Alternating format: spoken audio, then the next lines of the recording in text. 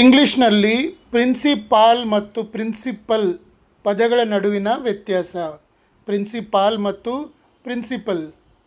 Principal ಮತ್ತು principal ಪದಗಳ ನಡುವಿನ ವ್ಯತ್ಯಾಸವನ್ನು ಕನ್ನಡದಲ್ಲಿ ಸುಲಭವಾಗಿ ಅರ್ಥ ಮಾಡಿಕೊಳ್ಳೋಣ. ಪ್ರಿನ್ಸಿಪಾಲ್ ಅಂದರೆ ಒಂದು ಸಂಸ್ಥೆಯ ಮುಖ್ಯಸ್ಥ. ಉದಾಹರಣೆಗೆ ಪ್ರಿನ್ಸಿಪಾಲ್ ಅತ್ಯಂತ ಮುಖ್ಯವಾದ ವಿಷಯ ಅಥವಾ ಅಸಲು ಹಣ ಎಂದು ಅರ್ಥ ಆಗ್ತದೆ.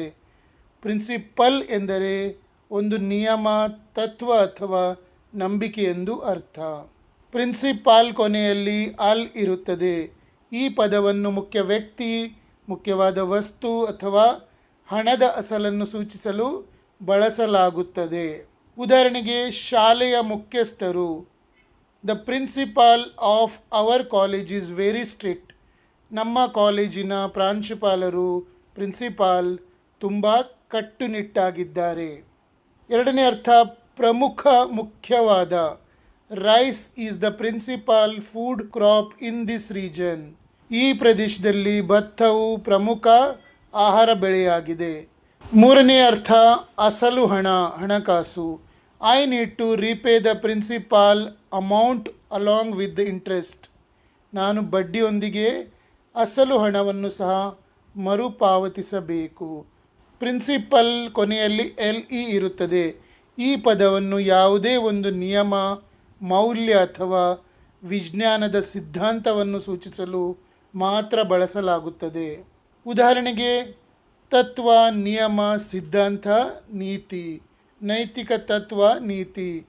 Honesty is his core principle in life.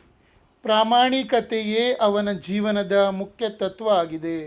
ವೈಜ್ಞಾನಿಕ ಸಿದ್ಧಾಂತ. We studied Archimedes principle in school. ನಾವು ಶಾಲೆಯಲ್ಲಿ ಆರ್ಕಿಮಿಡೀಸ್ ತತ್ವವನ್ನು ಓದಿದ್ದೇವೆ. ಮೂಲ ನಿಯಮ. It is against my principles to lie to anyone. ಯಾರಿಗಾದರೂ ಸುಳ್ಳು ಹೇಳುವುದು ನನ್ನ ತತ್ವಗಳಿಗೆ ವಿರುದ್ಧವಾಗಿದೆ. ನೆನಪಿನಲ್ಲಿಟ್ಟುಕೊಳ್ಳುವ ಸುಲಭ ಉಪಾಯ. ಪ್ರಿನ್ಸಿಪಾಲ್ ಪದದ ಕೊನೆಯಲ್ಲಿ ಪಾಲ್ ಅಂದರೆ ಗೆಳೆಯ, ವ್ಯಕ್ತಿ ಇರುತ್ತದೆ. ಆದ್ದರಿಂದ ಇದು ವ್ಯಕ್ತಿಯನ್ನು, ಮುಖ್ಯಸ್ಥರನ್ನು ಸೂಚಿಸುತ್ತದೆ. ಪ್ರಿನ್ಸಿಪಲ್ ಪದದ ಕೊನೆಯಲ್ಲಿ LE ಇರುವಂತೆ ರೂಲ್, ನಿಯಮ ಪದದ ಕೊನೆಯಲ್ಲಿ LE ಇರುತ್ತದೆ. ಆದ್ದರಿಂದ ಇದು ನಿಯಮ ಅಥವಾ ತತ್ವವನ್ನು ಸೂಚಿಸುತ್ತದೆ. ನಿಮಗೆ ನನ್ನ ಟೀಚಿಂಗ್ ಮತ್ತು ರಿಸರ್ಚ್ ಇಷ್ಟವಾದಲ್ಲಿ ನನ್ನ ಪೇಜ್ ಫಾಲೋ ಮಾಡಿ ಮತ್ತು ಶೇರ್ ಮಾಡಿ.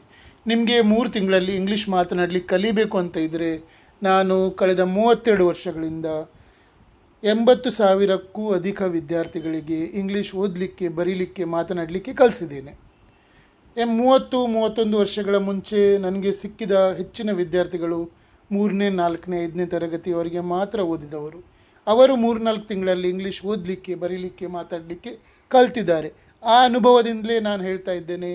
ಈಗ ಹೆಚ್ಚಿನವರು ಗ್ರ್ಯಾಜುಯೇಟ್ಸ್ ಆಗಿರುತ್ತಾರೆ ಅಥವಾ SSC PUC ಅಂತೂ ಮಾಡಿಯೇ ಇರ್ತಾರೆ. ನಿಮಗೆ ಇಂಗ್ಲೀಷ್ ಬರುವುದಿಲ್ಲ ಅಂತ ಖಂಡಿತ ಇಲ್ಲ. ನೀವು ಸಹ 3 ತಿಂಗಳೊಳಗೆ ಸುಲಭವಾಗಿ ಇಂಗ್ಲೀಷ್ ಮಾತನಾಡಲಿಕ್ಕೆ ಕಲಿಬೋದು. ಹೇಗೆ ಅಂತ ನಾನು ಹೇಳಿಕೊಡ್ತೇನೆ. ನನ್ನ ಕೋರ್ಸಿನ ಫೀ ಕೇವಲ $899, $899 ಮಾತ್ರ.